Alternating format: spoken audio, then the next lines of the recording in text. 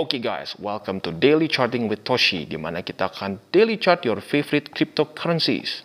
Oke guys, dalam 24 jam terakhir, cryptocurrency market kembali lagi terkoreksi sebesar 0,72%. Dengan total crypto market cap mencapai 2,22 triliun US dollars. Dan kita bisa lihat Bitcoin kemarin sempat 48.000 ya. Tetapi ternyata turun lagi. Ya kemarin tuh sempat di ini nih ya, tuh kita lihat weeknya sempat ke nembus EMA 200 dan 20. Tetapi terpukul turun lagi. Nah, sebenarnya gini, kalau mau kita bilang super bad, ya enggak juga sih. Karena akhir tahun, seperti yang gue bilang, ini adalah siklus pertama Bitcoin benar-benar mendapatkan institutional investor yang luar biasa banyak ya.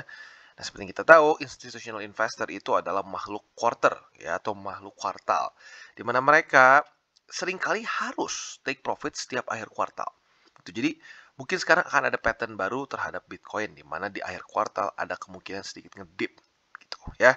Dan diperparah lagi nih akhir tahun. Akhir tahun para retail pun banyak yang ingin menghabiskan uangnya untuk berlibur, untuk ya beli kado dan lain-lain ya. Jadi ya bisa dibilang not that bad lah ya, akhir tahun ini not that bad. Gue pikir ada kemungkinan bisa sampai di tes 40.000, tetapi enggak ya. Nah, tetapi di waktu bersamaan, weekly-nya sedikit mengkhawatirkan. Karena dalam satu hari lebih 21 jam lagi, dia akan close. Kalau dia close di bawah EMA 50, ada kemungkinan bisa lama nih PR-nya Bitcoin. Dia bisa konsolidasi di sini, baru mungkin akan nembus EMA 50. Nah, tetapi di waktu bersamaan itu kalau tidak ada event apapun. Kita tahu bahwa tapering akan berlaku di 2022. Ya, walaupun nggak langsung sekali jebret sih. Dan kalau menurut Jerome Powell harusnya nggak akan terlalu menghancurkan markets gitu. Tetapi ya kita nggak tahu sampai kejadian aslinya nanti gitu. Kita hanya bisa mengira-ngira saja. Semoga saja tapering antara diundur karena kalau dia paksain ujung-ujung default, atau andaikan sudah diberlakukan pun nggak terlalu parah efeknya. Itu yang kita bisa harapkan ya.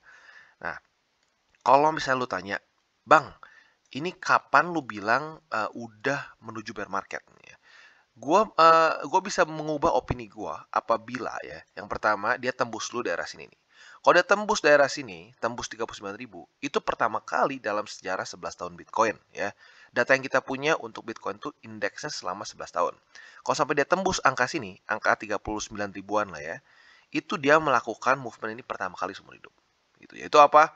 Movement di mana bull support menahan dan harga turun lagi sampai ke daerah situ. Selama 11 tahun nggak pernah terjadi. Itu yang pertama, indikasinya mulai-mulai bisa ini jangan-jangan sudah bear ya. Dan yang kedua adalah apa?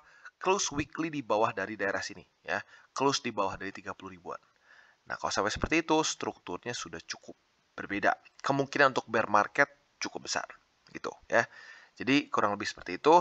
Dan kalau untuk head and shoulders, baik lagi kalau gue pribadi sih ya, ada indikasi kemungkinan head and shoulders, tetapi gue selalu kalau mau treat head and shoulders itu bukan saat ngebentuk head and shoulders, tetapi saat retest. Jadi seperti ini nih. Nah, bukan treat sell di sini, tetapi pas dia turun, dia kena resisten, baru sellnya di sini. Nah, banyak orang yang salah.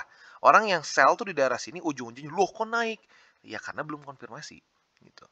Walaupun kita mau nge-short, sama aja kita butuh konfirmasi. Nggak berarti karena kita nge-short konfirmasinya kurang dibandingkan dengan kita kalau mau nge-long atau nge-buy. Gitu ya. Jadi kalau gue pribadi sih gue masih macro bullish dan gue rasa Bitcoin masih punya kesempatan untuk lanjut ke new all time highs ya, apabila dua support ini tidak tertembus gitu. Oke, dan selanjutnya kita masuk ke beritanya. Ini satu berita yang sedikit kontroversial ya. Dimana OpenSea, buat yang kalian tahu itu adalah market NFT terbesar sekarang di dunia sepertinya ya. Ya yang udah pasti terbesar sih di Ethereum, tetapi setahu gue juga di dunia kayaknya dia masih terbesar ya. Dia ini membekukan 2,2 juta US dollar worth of stolen Bored Apes. Ya, buat kalian yang nggak tahu apa itu Bored Apes itu adalah NFT yang hype banget ya. Nah, di mana di sini yang punyanya adalah seorang bernama Todd Kramer. Dia itu adalah art gallery owner. Di mana dia kehilangan atau dicuri lah kesannya si Bored Apes dia ini. Ini senilai 2,2 juta US dollars. Nah, totalnya ada apa aja? Yang pertama ada Clonex, ada Seven Mutant Ape Yacht Club, lalu ada 8 Board Ape Yacht Club juga, dan macam-macam. Ini value-nya kurang lebih 615 ETH ya. Itu kalau diperkirakan dengan harga sekarang itu sekitar 2,28 juta US dollars. Nah, yang uniknya apa? Dia langsung minta tolong ke orang-orang OpenSea untuk menghentikan ini gitu supaya Bored Ape-nya ini dibekukan, nggak bisa dikeluarin dari OpenSea. Nah, yang bikin jadi kontroversial adalah ini bisa dilakukan oleh OpenSea. Nah, di waktu bersamaan berarti si Todd Kramer nggak kehilangan NFT, tetapi para crypto lovers mulai banyak yang berpikir, kalau gini ini defeats the purpose dong. Bukannya tujuannya kripto ini supaya decentralized ya, supaya tidak ada satu entitas centralization yang bisa menghentikan transaksi. Kalau seperti ini, apakah ini membuat OpenSea jadi centralized? Nah, itu jadi satu dilema. Gitu. Kalau gue pribadi merasa bahwa ya ini plus minus, ya plus minus. Berarti satu menunjukkan ini ternyata OpenSea centralized. Mereka bisa menstop transaksi, gitu, atau menstop keluar masuknya aset. Gitu. Sama seperti Binance, Coinbase bisa menghentikan transaksi. Ya, itu berarti artinya apa? It's not really decentralized si OpenSea itu. Nah, tapi di waktu bersamaan, ini secara security measure, ya artinya bisa ada bagusnya juga. Berarti kita bisa ada kemungkinan merecover satu aset kita yang hilang di OpenSea atau dicuri. Gitu. Kalau kita cukup cepat untuk me-reach out ke timnya dari OpenSea. Jadi ya tergantung dari kalian mau lihatnya apakah ini positif atau negatif. Ya. Dan selanjutnya, kenapa ini bisa terjadi? Jadi gini, ini bukan dicuri karena ada orang bisa masuk ke hot wallet-nya dari si Todd. Tetapi Kramer ini melakukan kesalahan ya. Dia kena ini karena, ini jujur, gue rada bingung cara bacanya ya. Dari dulu gue sering lihat, tapi gue nggak tahu cara pronounce-nya ya. Phishing ya, phishing scam ya. Jadi intinya apa? Dia ngeklik link ya, link yang ternyata itu menguras NFT dia lah gitu kesannya. Jadi ini juga mengingatkan bagi kalian yang menggunakan hot wallet ya seperti MetaMask, Trust Wallet dan lain-lain ya, ada banyak ya hot wallet. Jangan main klik-klik asal. Ya, kalau lu main klik-klik asal ada kemungkinan itu phishing scam ya. Jadi kurang lebih seperti itu. Dan ya, kalau kalian sudah punya aset yang luar biasa besar, ya pertimbangkan untuk menggunakan hard wallet ya, Ledger, Trezor dan lain-lain. Oke, dan selanjutnya kita masuk lagi ke Bitcoin USD, tapi kalau tadi di depan sudah kita bahas secara lebih makronya, sekarang ke mikro ya. Mungkin ini format yang lebih enak ya, mungkin makronya di depan, nanti terus mikronya di belakang. Dimana kita bisa lihat dengan sangat jelas kemarin sayang sekali ya Bitcoin sepertinya pada menemukan momentum, tetapi no ya, ternyata tidak jadi naik. Ya. Jadi PR-nya masih sama ya untuk Bitcoin. Tembus MA200, tembus MA20, dan menjadikan lagi kedua MA tersebut sebagai support. Gitu ya.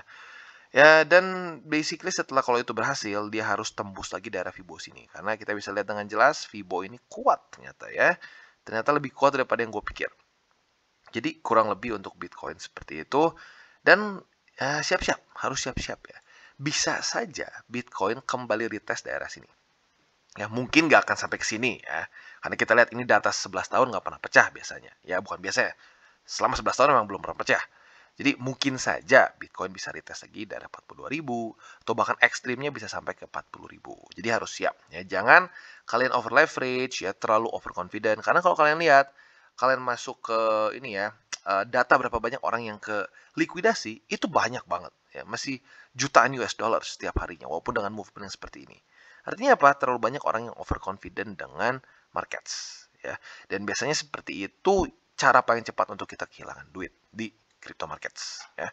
Jadi sekali lagi gue ingatkan, DCWT bukanlah bagi-bagi sinyal ya. Dan ingat selalu untuk manage your risk ya. Jangan kalian main leverage dulu kalau belum terlalu ngerti. Jangan kalian pinjam uang untuk masuk ke dalam crypto markets. Dan ya pokoknya please lah manage your risk. Oke, dan selanjutnya Cardano. Sayang sekali Cardano ya. Kemarin lusa sudah sangat bagus mempertahankan MA20, tetapi kemarin jebol ya karena Bitcoinnya galau ya, naik turun, akhirnya Cardano-nya ketarik ke bawah ya. Kinda bad karena kita lihat dia sekarang bereaksi dengan MA20 sebagai resisten. Semoga saja bisa kembali lagi naik dan basically ya nge-restart aja ini semua ya. Kalau bisa terjadi seperti itu, that's really good for Cardano.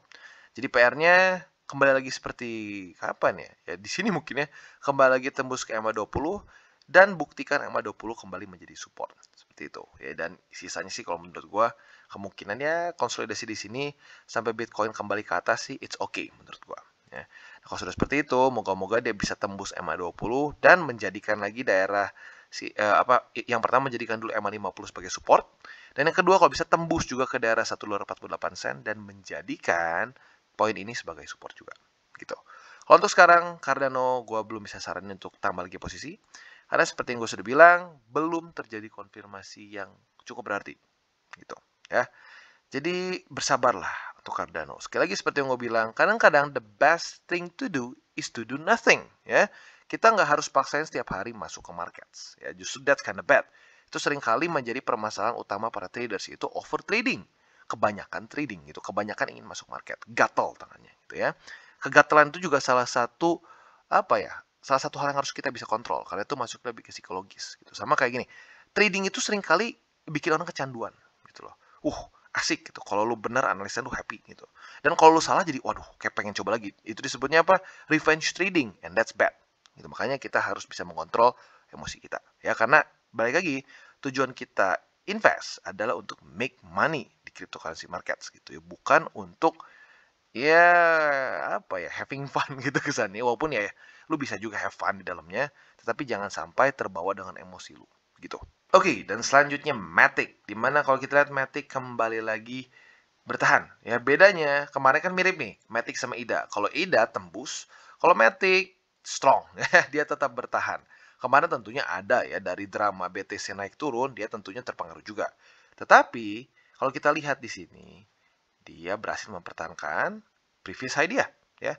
Jadi ini lagi bukti bahwa TA works. Tetapi works-nya as an indicator, not as your personal shaman gitu ya, atau your personal dukun lah gitu kesannya ya. Dimana kita bisa lihat all time high sebelumnya seringkali berubah menjadi support gitu ya. Nah, jadi kalau untuk Matic balik lagi buat kalian yang sudah pasang di sini udah kena berarti ya harusnya. Dan kalau buat kalian yang belum pasang, boleh pasang lagi di daerah 2,43 sen atau boleh lebih bersabar nunggu di MA20 di daily. Tapi sekali lagi gue ingatkan, Matic ya, ada kemungkinan indikasi dia bisa saja head and shoulders ya. Walaupun bentuknya rada jelek sih, shouldernya ya nggak sempurna lah bentuknya gitu ya. Tapi kalau misalkan dia seperti ini nih. Nah, kalau dia naik lagi ke atas dan dia ketahan di daerah 2,68 sen ya, dan dia turun lagi, nah siap-siap itu ada kemungkinan dia head and shoulders gitu. Tapi sekali lagi jujur gini ya, gue pribadi nggak terlalu suka trade purely on ya itulah patterns gitu. Karena kenapa? Patterns tuh subjektif gitu. Ada orang bilang ini head and shoulders, ada yang bilang oh enggak itu nggak masuk karena shouldernya begini begitu.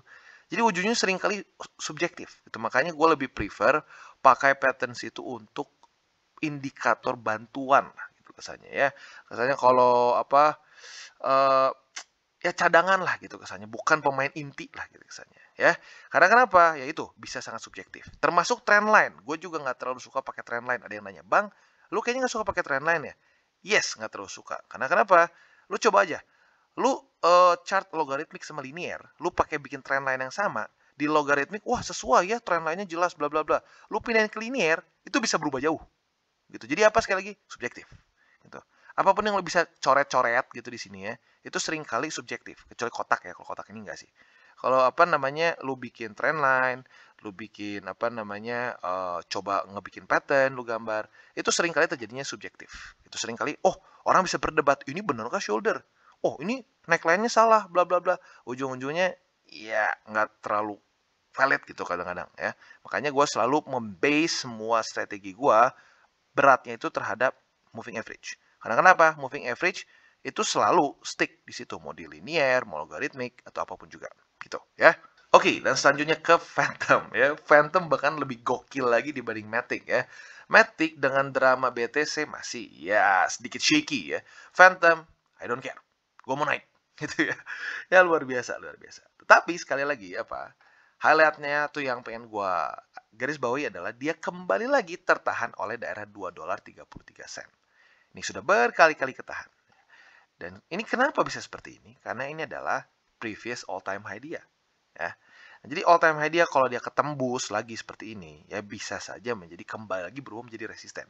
Gitu, ya. Nah, sekarang pertanyaannya gimana untuk Phantom? Kalau Phantom sama jujurnya. Kalau mau ngomong secara secara lebih konservatif, ya tunggu di 50 atau 20. Gitu. Tunggu sampai golden cross mungkin 20 menjemput atau jangan-jangan dia koreksi sampai ke 50 di bawah sini. Gitu, ya. Itu buat yang konservatif. Buat yang lebih agresif, ya bisa mulai masuk ke H4. Ya, kalau udah agresif mungkin udah beli nih di daerah sini, ya. Tapi ya kurang lebih sama antara lu pantulan 20 atau 50. Jadi lucu, agresif di pantulan 20 dan 50 di 4 hourly. Buat yang lebih konservatif juga sama, 50 dan 20 di daily gitu. Jadi quite simple for Phantom. Dan jujurnya gue quite impressed dengan movementnya Phantom ya. Dia lumayan tahan banting dibandingkan dengan beberapa aset lain ya. Padahal BTC sedang sangat galau. Jadi kurang lebih seperti itu untuk Phantom. Dan buat kalian yang belum nonton fundamental mengenai Phantom, gue saranin buat nonton. Ada di ada di channel YouTube gue. Gue sudah bahas 3 kali kayaknya ya. Dimana menurut gue ini adalah salah satu project yang secara fundamentalnya undervalued gitu ya. Oke, dan sekarang kita ke AVAX. AVAX juga cukup mirip seperti Phantom ya. Dia saat Bitcoin galau malah nembus MA50 dan 20 sekaligus. That's really good. Ya, that's really good. Dan kalau kita lihat AVAX ini sekarang sedang mau retest MA20 sepertinya ya. Jadi simple ya, buat kalian yang ingin tambah lagi posisi AVAX bisa saja pertimbangkan di sini. Tapi buat kalian yang belum dapat di sini ya, kalau nggak ada terlalu dekat. Tapi ya kalau lu ngerasa AVAX lu kurang ya boleh aja lu average juga di situ ya. Tergantung ke lu masing-masing. Jadi untuk AVAX bisa beli di pantulan 20 di daily. Dan kalau kita lihat juga overall di weekly-nya oke ya, udah nggak terlalu overbought dan MA20 semakin dekat juga. Cuman ya harus ada persiapan juga karena kalau kita lihat di sini dia technically nggak retest. Jadi ada nggak kemungkinan dia lanjut lagi turun sampai ke sini? Bisa. Karena kenapa? Lihat lower high, lower low, lower high. Apakah akan jadi lower low lagi? Nah, itu yang harus kalian pertimbangkan sebelum kalian masuk ke dalam market gitu ya. Tapi kalau untuk averaging sih dan lu nggak all in, it's okay menurut gua pribadi ya. Tapi baik lagi, lu yang tahu percis gimana keadaan uang lo. Karena sekali lagi, it's not financial advice. It's untuk edukasi only gitu ya. DCWT ini untuk edukasi dan plus untuk membiasakan para subscriber gua untuk ya charting seperti ini ya. Jadi untuk AVAX kurang lebih seperti itu, bisa buy di sini tapi pertimbangkanlah lower high dan lower low ini ya. Atom ya luar biasa. Basically dia melakukan seperti Phantom dan Matic ya. Dimana dia sekarang malah sudah menembus bukan local tops ya, mungkin lebih tepatnya lower high di sini ya, lower high di sini udah tembus dan juga tembus di sini. Artinya apa? Momentumnya lumayan bagus untuk Cosmos ya. Dan gue harap kalian sudah akumulasi di sini karena gue sudah sebut beberapa kali daerah sini ya. Jadi untuk Atom pribadi gue ngelihatnya sih moga-moga ya dia dalam waktu dekat akan golden cross. Kalau dia udah golden cross, nah siap-siap menurut gue beli di pantulan 20. Nah buat kalian yang lebih agresif, balik lagi ya, akan selalu ada yang lebih agresif. Kalian bisa beli di pantulan 20 atau 50 untuk Atom ya. Tapi pertimbangkan juga di weekly-nya. Di weekly-nya kita juga bisa technically pasang di sini ya, di MA20 di weekly yaitu di 31 dolaran. Gitu. Jadi lumayan unik nih, lumayan banyak poin-poin yang kita bisa pakai untuk buying position ya. Ada di MA20 di weekly, bisa juga tunggu sampai golden cross. Ini makanya gue kasih buat yang lebih konservatif gitu ya. Kalau ini ya di tengah-tengah lah mungkin. Kalau 4 hourly lebih agresif tentunya ya. Jadi kurang lebih seperti itu untuk Atom dan ini salah satu aset yang performanya cukup bagus ya saat Bitcoin sedang galau. Oke, dan terakhir ada Luna. Luna juga kembali lumayan bertahan ya. Walaupun kemarin ada selling pressure yang not bad ya dan mungkin terpengaruh juga oleh kegalauan BTC kemarin. 48.500, 46.500 lagi ya, kayak joke ya. Tetapi kalau gue pribadi sih lebih baik, lebih konservatif apabila lu tunggu sampai 20 menjemput. Gitu. Dan gini loh, nggak harus dia crash ke bawah. Bisa aja dia konsolidasi, 20-nya pelan-pelan, kena, dan naik lagi ke atas. Ya. Jadi untuk Luna seperti itu, dan kalau kita lihat di weekly-nya, dia di weekly-nya sedikit ini ya masih daerah overbought sebenarnya ya, tetapi ya makanya kenapa gue bilang lebih prefer tunggu 20 gitu ya, tunggu 20 di daily. Karena kalau lu paksain di sekarang gitu ya, technically speaking lu beli di luar dari Bollinger Band di weekly gitu ya, di luar di sini nih. Walaupun ya kalau lu bilang argue mungkin buntutnya bisa dibilangnya masuk, cuman buat apa gitu, terlalu dekat gitu menurut gua. Jadi kalau gua pribadi sih gua tunggu sampai minimal di MA20 di daily gitu. Tapi baik lagi kalau lu agresif ya terserah sih, lu bisa aja misalnya beli saat dia nembus MA50 boleh. Kalau 20 sih gua nggak saranin karena ya baik lagi yang nggak cukup kuat gitu menurut gua ya. Jadi untuk Luna kurang lebih seperti itu. Dan overall, balik lagi Luna juga salah satu aset yang cukup melawan arus saat Bitcoin sedang galau ya. Jadi kita berharap supaya Bitcoin cepat-cepat berhenti dari kegalauan ini, kembali lagi naik, maka ya seperti yang gue bilang ya, kalau Bitcoin berada di atas dari bull support band, itu seringkali alternative coins bisa do well gitu, apalagi kalau Bitcoin sedang ini nih, sedang sideways seperti ini tapi di atas dari bull support band. Kalian ingat pasti di daerah sini, ini adalah waktu yang sangat bahagia untuk para pemegang altcoins ya. Karena altcoins semua nge-pump saat Bitcoin sedang seperti ini ya. Jadi kurang lebih seperti itu untuk bukan Bitcoin, sorry, untuk Luna ya. Oke, dan sebelum kita tutup DCWT kita pada hari ini, gue lupa ngomong ya, Happy New Year ya, dimana kita memulai tahun 2022 sekarang nih ya. Gue harap kita semua semakin profitable ya, bisa menjaga resiko, dan kita yang mungkin yang paling satu harapan terbesarnya adalah semoga bull run lanjut ya, Bitcoin bisa nembus 100.000, ETH bisa mendekati ke 10.000 dan lain-lain ya. Jadi apa namanya, seperti kita tahu 2021 lah ya, itu dia bisa dibilang satu pola akumulasi yang lumayan panjang ya. Kita bisa lihat nih dari Januari di sini sampai sekarang itu bisa dibilang satu daerah akumulasi antara 30.000 dengan 60.000. Nggak extremely parabolic secara movement. Gitu. Tetapi dengan movement seperti itu saja kita bisa make a lot of money di cryptocurrency markets. Jadi kebayang kalau kita bisa lanjut parabolic move seperti seperti ini gitu ya, atau seperti ini. Ya. Jadi gua harap 2022 kita bisa mendapatkan the parabolic move yang kita cari-cari selama 2021 ya. Oke guys, sekian dari segmen Daily Charting with Toshi. Apabila segmen ini bermanfaat, boleh share dengan teman-teman dan jangan lupa untuk like, subscribe, klik the bell icon, dan see you on the next videos.